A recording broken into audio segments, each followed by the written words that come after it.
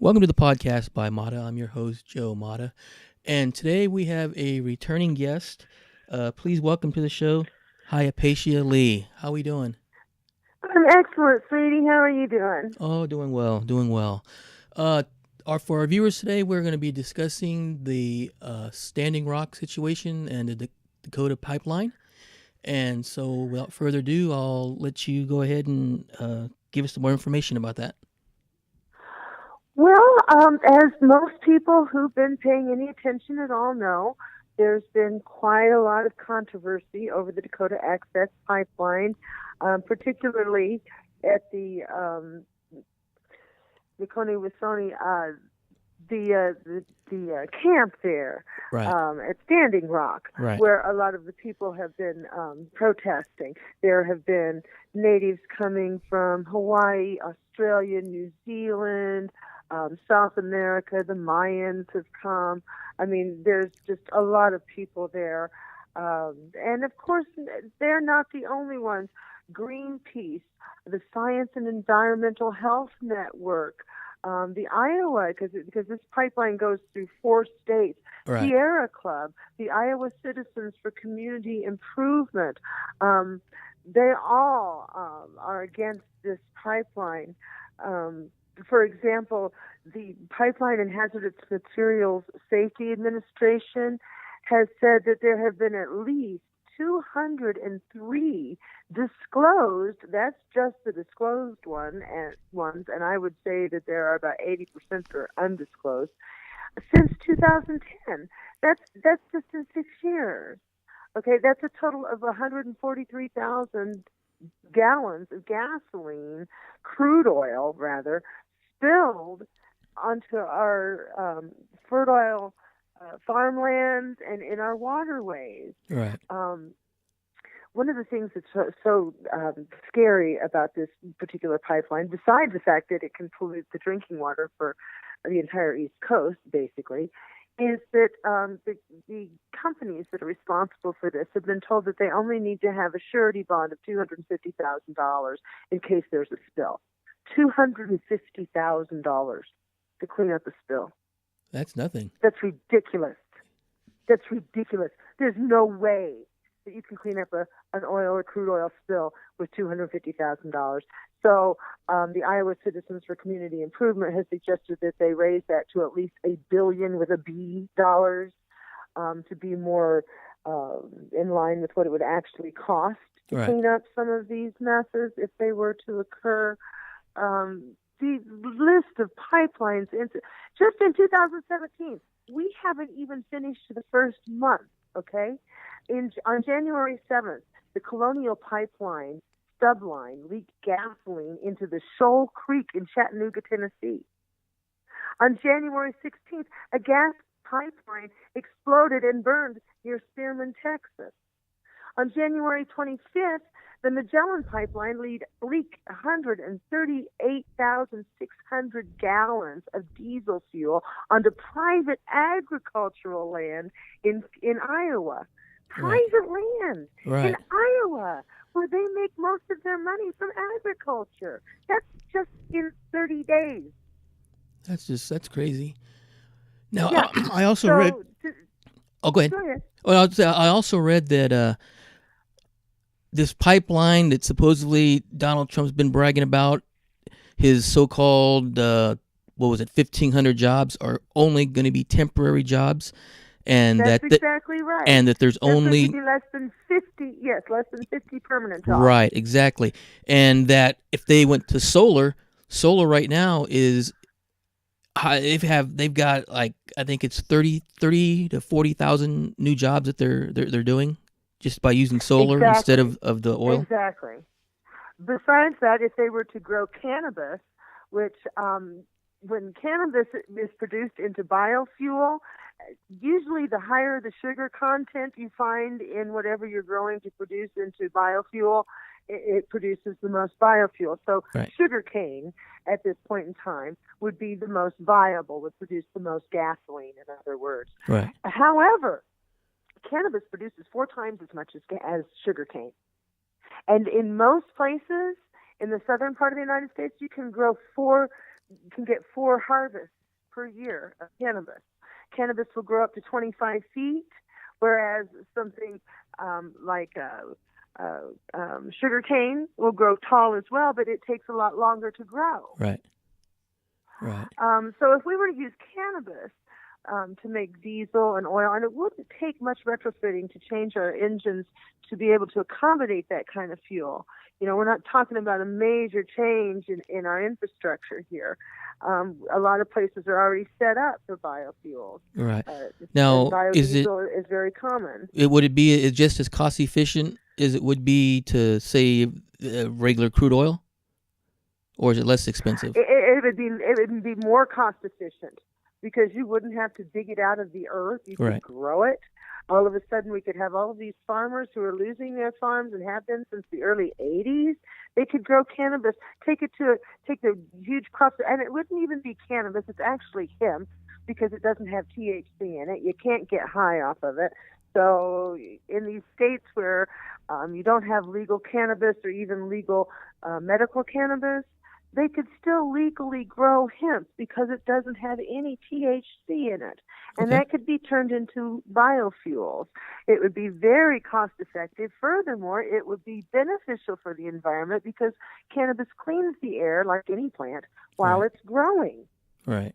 So instead of just contributing pollution to the atmosphere and digging stuff up out of the dirt and polluting the atmosphere while we're getting it out of the dirt and while we're burning it, we're actually cleaning the atmosphere while we're growing our fuel. Right, right. Very good points there, for sure. That's definitely some good points. Thank you, dear.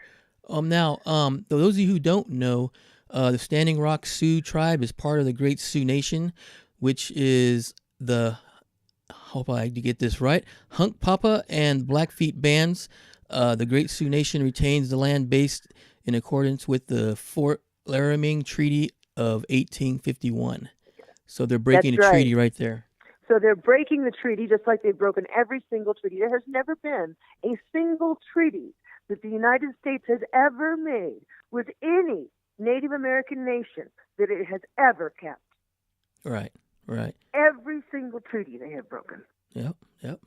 Furthermore, this pipeline goes over burial grounds. Right. They are disturbing burial grounds. How would you like it if we decided to build a pipeline on Arlington Cemetery? Exactly. They'd be in a panic. There'd be an uproar over that. That's right. And that's not burial grounds from thousands and thousands of years ago that nobody knows who's buried. No. This is that's where my great-great-grandfather is. Right. So a lot of people who don't know about Native history, who aren't aware, they just haven't been able to learn because it's certainly not taught properly in schools. People even think Native Americans are extinct. They are not. We are very much alive, not just heart-blooded, like me, I'm 3/4, but there are other people that are thousands, millions, that are full-blooded, that are still alive, who have ancestors who fought in the wars, who remember. This is our history. Just like you remember who fought in the Civil War in your family, that's the same time era. Right. It's not that long ago. We remember. This is who's buried there. Right. So it's very sacrilegious. A lot of people think that the people who are camping out there are in violation. No. The people who own the land that this camp is on have asked for these people to be there. Right. The landowner, it's a woman, she has asked them to stay there. She has asked them to be there. They are not trespassing. Right, right. Now, one of the most disturbing things to me is that in North Dakota, they just made it legal for people to run over protesters on the road. Jeez. That's crazy. Now, the existing pipeline route is infringing on the treaty rights, and it's also contaminating the water and the water of 17 million Americans downstream. That's right. So the water protectors are not fighting just for Native Americans. They're fighting for all of us. Right. They're fighting for people who are red, yellow, black, and white. Right, because the water, goes downstream, so it's going to affect the American citizens as well. And that's exactly right. In big cities. Right.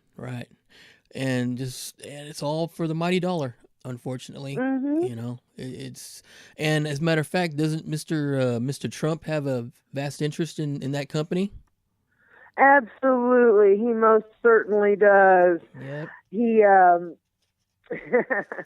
he holds between $15,000 to $50,000 of stock in Energy Transfer Partners, which is down from close to $1 million that he had in 2015. It's all through Phillips 66. Right. And he has filed for disclosure. He doesn't want people to know this. So this is all guesstimates on what we know from the past. It could be more than that. Right. He supposedly sold off his shares in the summer of 2016, but because we have no access to any of his taxes, we really don't know. Yeah. All we know is that he has gone ahead and okayed this thing. Now, the Army Corps of Engineers has not done proper environmental studies to show the disturbance of land it would have to the soil erosion, the soil quality, just by putting the pipeline in. Right. They haven't done any studies as far as the environmental impact it would have to the other flora and fauna, the animals that live off of the land, the environmental impact it would have to them. Right. I think it's worthy to note that Native Americans have always had prophecies. And a lot of our prophecies have come true. For example, there was a prophecy that white people would come to this continent, and they did. It was prophesied that they would bring thunder sticks. Thunder sticks could be interpreted as rifles. Right. Many tribes had legends of the white buffalo that would one day return, and so they thought that these white people would be, they were greeted with open arms because they were prophesied by the white buffaloes, but these were not the people that they expected. Right. There are other prophecies that talk about the land being filled with spinning wheels that carry voices inside them. Now that's been interpreted to be covered wagons.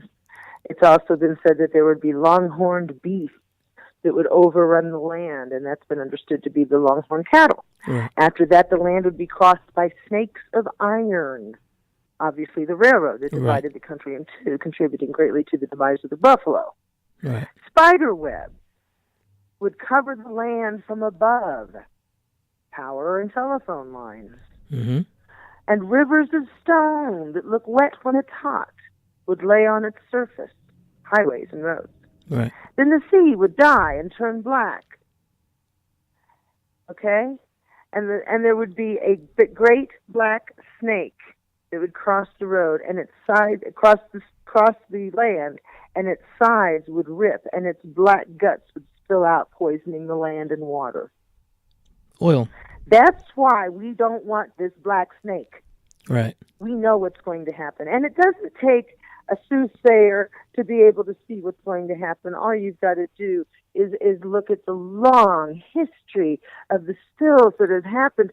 On December 5th, there was a 6-inch pipeline that that dumped 176,000 gallons of crude oil into North Dakota, Billings County. I mean, this is why they don't want it. On December 2nd, there were 84,000 gallons into Skull Creek in Bowman County, North Dakota. They always put this crap into unpopulated Indian territory and places where most people don't live because people don't want it. Right. And if there's a bunch of people in a populated area that get up on their high horse and say, this is poison, we don't want it here, well, then they have to move it, but out of sight, out of mind. And so they move it to the places where people have no money, right, where they have no recourse, where there's not a lot of people that can stand up en masse and say, we don't want this here, this is poison. And that's why it's been so beautiful that we've had people from all over the world come to Standing Rock to say, I stand with Standing Rock. And people who can't come are protesting all over the world in every way and shape and form they can. right. And that's so beautiful to finally see people coming together. Yes, it is. Yes, it is. And So something good has come out of something bad if we can only continue the good and get rid of the bad. right, exactly. exactly. Yeah, they have quite a few people still there, and I mean they Oh, yes. and And they it's very bitterly cold up there in exactly, the yeah, Dakotas this time of year. It's the wind that is so fierce. right. And then they got sprayed with water during at freezing time, and uh, I believe they got One woman was shot in the arm. She almost lost her arm. Another right. protester was shot in the eye. I believe she's lost her eye. Oh wow. And they've been Yes. they've been pepper sprayed and everything else, and yet they're still standing tall. Exactly. What kind of people fires on women who are unprotected and unarmed Exactly. in the face? It's just it's outrageous, and This is our government. We're paying for this with our tax dollars exactly because this is the National Guard that is doing this. right. Yeah, the National Guard, they usually come in and basically do what they don't want the Army or the Navy to do, so they have the National Guard do the dirty work, unfortunately. Exactly.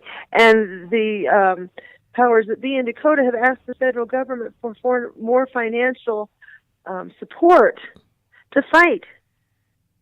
So this is not a country of the people, by the people. This is a country owned by corporations. Right.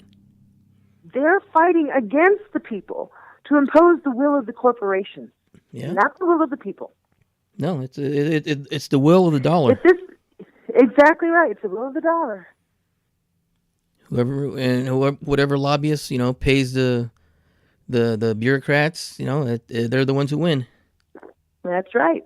And if you have to pay to get clean water, you have to go down to Walmart or whatever to buy bottled water. You can't drink what comes out of your faucet. You can't make formula for your children with that. You can't bathe your children in that or yourself. Right. Well, then so be it. They don't give a damn. Nope. They just assume you die anyway. Yeah, just as far as they're concerned, you're a burden to society. Yeah, just like the situation in Flint with the way their water is right now. Obviously, they didn't care about those people. Nope. They certainly didn't, jump through any hoops to try to get things solved soon. No, and they still have an issue with it. And what's really tragic is there are hundreds of other cities across this country that have similar issues with their water that we haven't heard about. Right. Yeah, luckily right here where we're at, we have the second biggest dam in California, and it's the largest earth-made dam in the world. So water-wise, we're pretty good. That's good. Yeah, well, we're at our water here. Well, you've got so many people there and such a good economy. That's why. Yeah. And you get to some poor place like the Navajo Reservation, and they've gone and dammed up their water further upstream so that Las Vegas could have a lot of swimming pools. Exactly. And that's kind of the joke up here where I'm at in Northern California, as we send the water down south so the Hollywood stars have water to wash off their driveways. And that's exactly.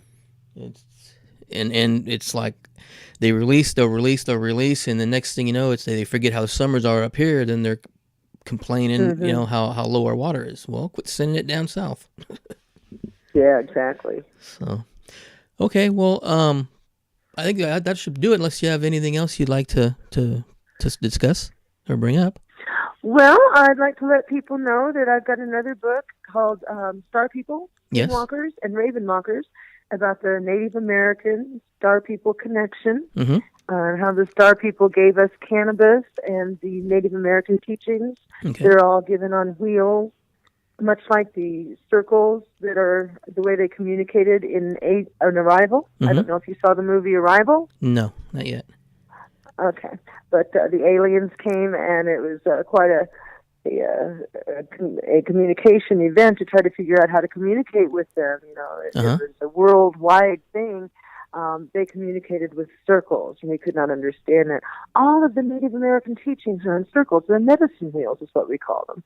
So all of the teachings are on medicine wheels. As a matter of fact, it's been said that they were given to us by the Star People centuries ago, just like Katimoti or cannabis in Cherokee was.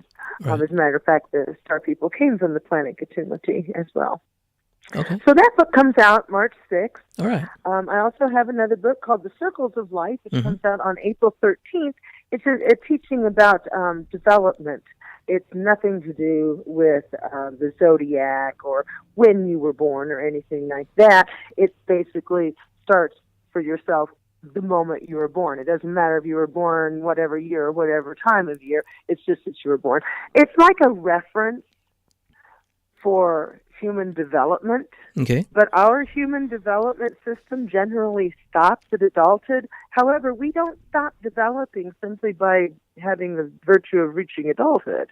As a matter of fact, most of our development, spiritually, mentally, emotionally, is more prominent and pronounced later in life than it is in our childhood. So we keep developing, and in the circles of life, this teaching goes all the way to the age of 108. Oh, okay. Interesting. Very interesting. Now, you also have the native strength, the first step to the path of indomitable life, right? That's right. That's right. Native strength, the first step on the path to an indomitable life. Indomitable being like stoic. You cannot be affected by others. And the circle of life is the second step on the path. I also published stories around the wheel of life because in native strength, the first step on the path, I gave a couple teachings. And one of the teachings I gave is called the wheel of life. Mm-hmm. And the wheel of life is such an important, integral teaching. I wanted to make sure people understood it. So Stories around the wheel of life, which was released on January 1st, is a book of 32 short stories that gives examples of how people can make positive and negative choices all around 8 directions around the wheel of your life, like in your physical, your mental, your emotional, your planning, your timing. Those different aspects are on different areas of the wheel, different directions of the wheel. So you can make positive and negative choices on the male and female sides of each direction. So for each direction, I have positive female and negative female, positive male and negative male choices. Okay. We all can make positive female or positive male choices or negative female or negative male choices, regardless of what sex we are. All right. Now, will these any of these newer books, will they be offered like audiobooks? I've been thinking about doing audiobook, and I would really like to, but right now I am so busy. I'm also contributing to Potent, Longevity, and Omni online, as well as continuing my weekly High Times advice column. Right. So with doing all of this writing, I just haven't had any time yet to do the audio, but that is something that I have on my list. All right. All right. Just a little bit further down on it. Right. That's understandable. Yeah, you definitely are a busy person for sure. All right. Thank you, dear. And where can the fans find you on social media? Yes, you can find me on Twitter. Please follow me on Twitter. I have a YouTube channel. I have an Amazon author page. I also have a blog at WordPress.com, Hyapatia Lee at WordPress.com. Okay. All right. Well, I think that'll do it for today. I'd like to thank our guest for coming on, Hyapatia Lee. We love having you back on again. Thank you for having me, sweetie. It's always a pleasure to talk to you. Okay, and we will talk to you guys soon, and follow us on SoundCloud, and you can also find us on YouTube as well. All right, thank you very much, and we'll talk to you guys soon.